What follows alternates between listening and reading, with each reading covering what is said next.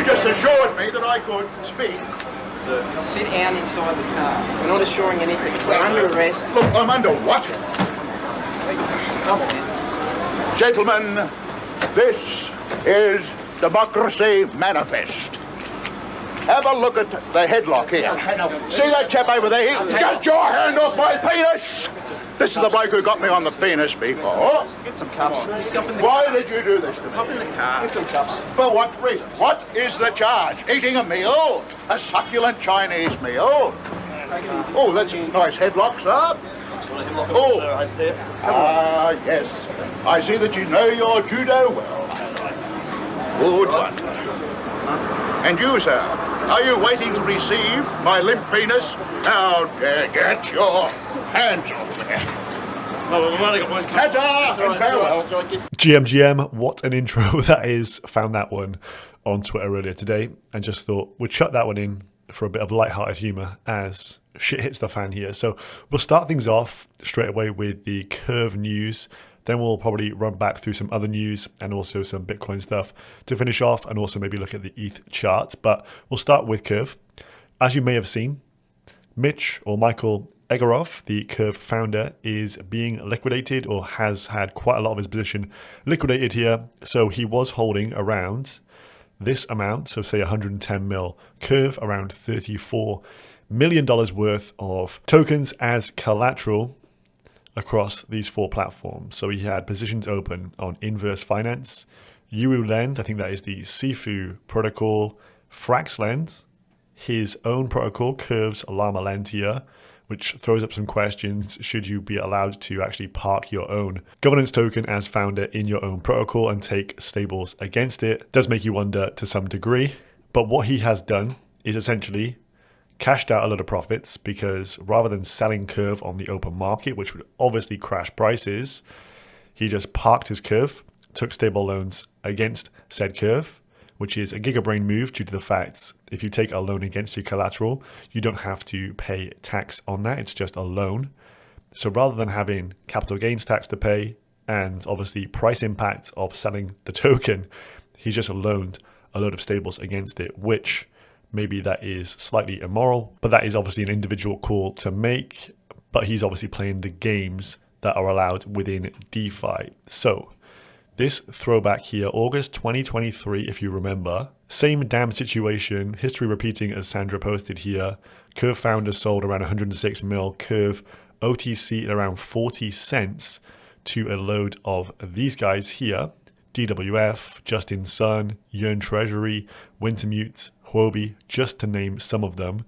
So essentially this was him. He was going to get liquidated at a very poor time in the markets. He was being hunted. The price of Curve was getting closer and closer to his liquidation level, and people essentially bailed him out here. Now these, if they are still holding said tokens, these are the people that are potentially crushed by this due to the fact Curve's price has fallen quite a lot. And quite clearly, if you've made the same mistake once last year, the fact that he's gone and done the same thing again does seem a little bit off, doesn't it? So this is the Curve CRV price right now. As you can see, liquidation candle here going from like 35 cents as he was being chased down here.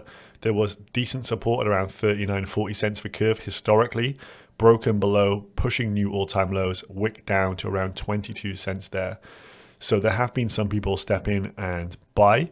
This doesn't actually negatively impact the protocol itself. They have immutable smart contracts. Curve does produce revenue as well. It is the de facto stable to stable asset swapping platform of Ethereum mainnet. But this is obviously bad reputational damage, and obviously on a personal note for Mitch, very bad indeed to see this also.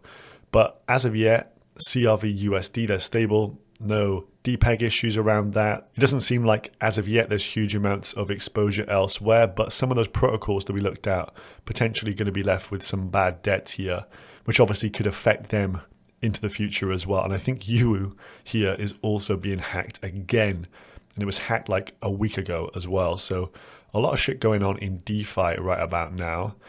Nicely summed up by T-Nut here. So in terms of Curve, you launch a token at high FDV, give yourself some supply, you use it to borrow stables against, cash out and buy stuff, get liquidated on your tokens you never paid for, someone else's problem.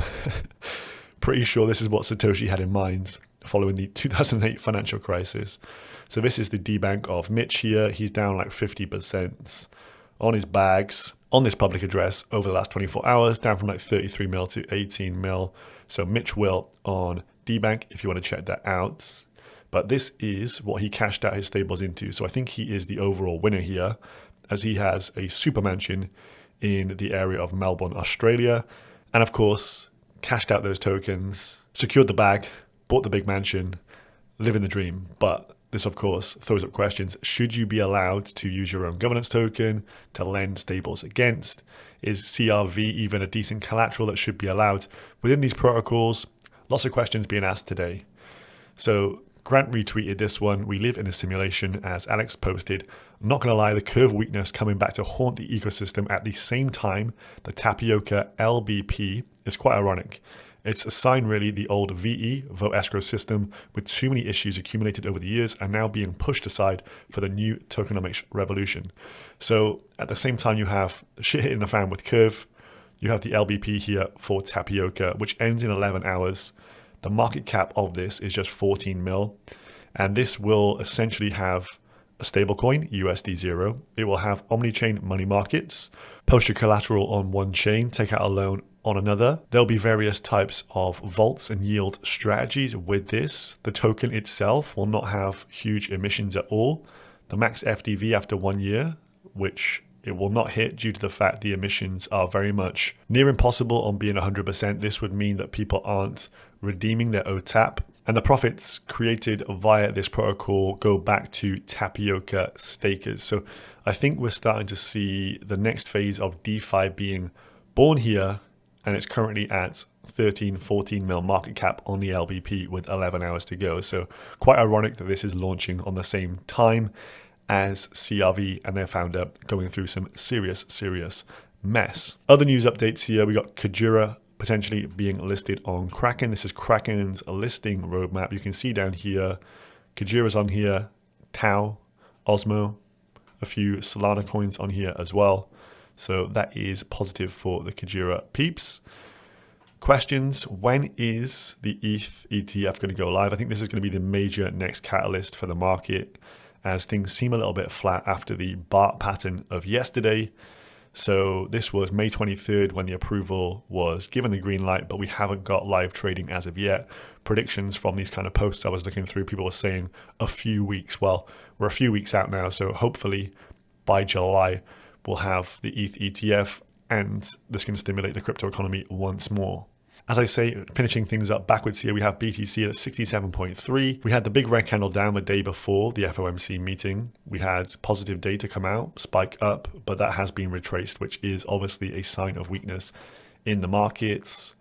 We have inflows, some steady inflows from the ETF providers as of yesterday, around $100 million. We are seeing whales accumulating around 2,000 BTC being shipped off into addresses, but any good news is seemingly not pumping price and breaking us out of this range. So we are in the eternal range between 60 and 70, it seems. And this is the reason why maybe the retrace occurred. The dot plots here, you can see this is for members who think the funds rate will stay the same in 2024. You have around 7 participants here stating 1 cut, and around 8 participants of the board stating 2 cuts in the year 2024, which is a revision down from 2 to 3 to now 1 to 2 and 1 looking most likely. So drop us a comment down below. Do you think that the CRV founder here, Michael, is playing the game as intended, or is this something that should be phased out? We should not be parking governance tokens and being able to borrow against them in large quantities like this. It'll be interesting to hear your thoughts. But other than that, we'll see you in the next one. Peace.